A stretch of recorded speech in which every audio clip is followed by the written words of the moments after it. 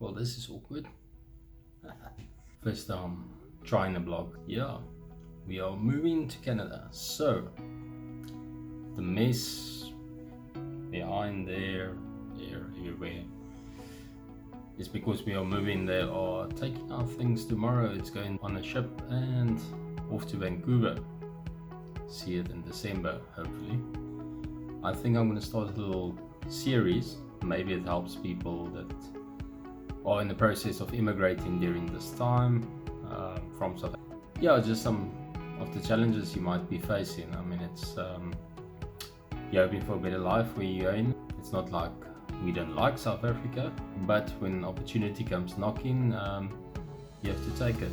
You don't know what can come of it until you actually try. In the words of Skulk, say no, it's feeling good, feeling positive. I'll shake my head because I don't have an afro. Although my hair is messy, but that is just the situation at the moment. So it's exciting, we're on our way. The room is a mess, that bed is going tomorrow on the ship. A lot of these things are being thrown away or we're giving it away. Selling everything. So yeah, it's a strange feeling. Everything you've built up over the years, but it's all earthly things, can be replaced. Yes, and obviously people that know us will be moving into a smaller space than we used to in South Africa. Those that might have looked into moving to Vancouver or Canada, or some of the bigger cities in Canada at least, might have seen accommodation is not exactly cheap. I think in Vancouver you're looking at between 2,000 to 2,500 for a 2-bedroom place. It's small compared to what we used to, so it's a change. We're gonna, what do they call it? Minimalism. Yeah, we have to start being a bit more minimalistic.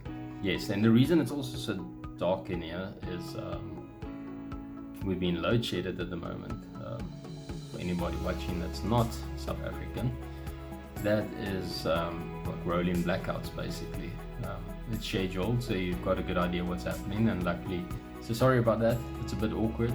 Have a laugh, switch it off, go watch somebody else. Yeah, just some of the initial feelings one has when you're doing this is, are you making the right choice, especially with all the extra things coming into play with COVID at the moment, restrictions coming out of South Africa, tickets being extremely expensive. To give you an idea, the most convenient ticket to Vancouver would be with KLM.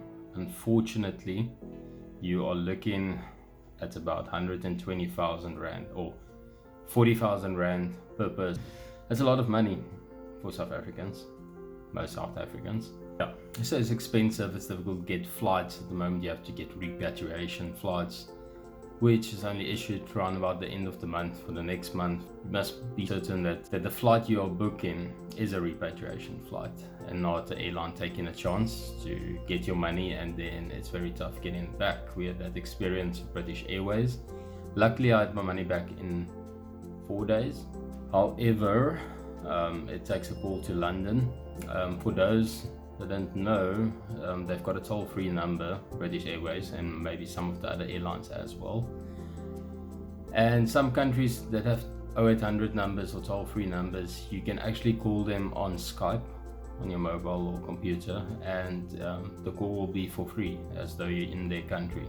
So I would recommend doing that. I was holding for 1 hour, so that is a call of about 200 to 300 Rand in South Africa. It's not as convenient as usual going to the airport, saying goodbye to your loved ones, etc.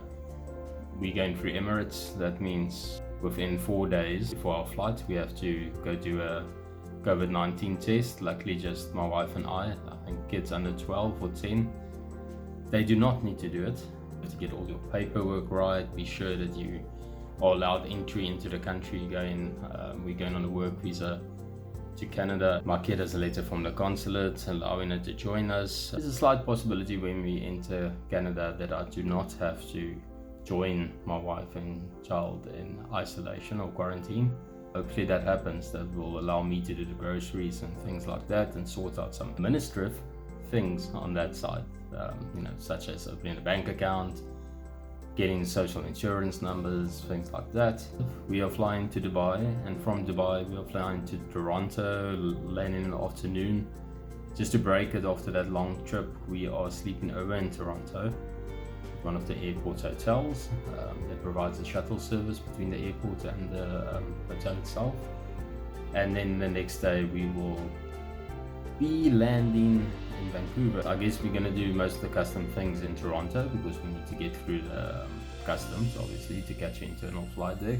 A lot of people might have questions about what to take, because many people tell you to just leave everything in South Africa, start over fresh that side, but it is expensive to replace things, especially if you've been fairly settled in South Africa. So we send in something like a nice dining table and 2 beds that's fairly new. Yeah, then you don't need to replace that side. So we don't have a massive move, but yeah, it takes like 3 to 4 months for it to get there.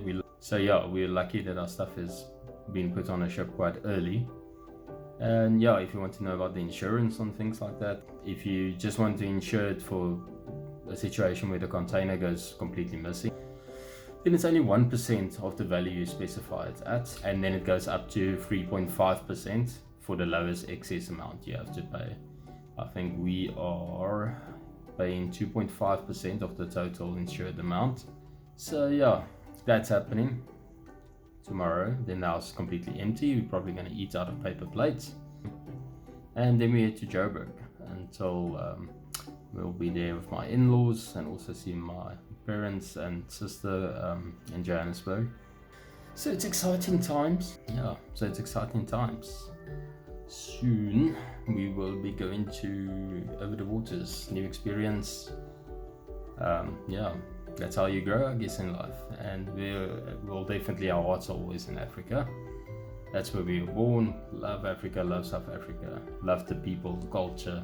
I've got nothing, I'm not one of those people saying Africa is crap and South Africa is a terrible country and da-da-da. Yes, we've got our problems, we've got crime and everything, but there's really a good core of people that you know, can stand together. Love the country, but this is an opportunity I have to take both for my career and maybe for my family, just to give them other opportunities. And you never know where the path leads. Maybe one day we'll be back here, maybe not. Definitely come visit, you have to grow. So let's see where this takes us.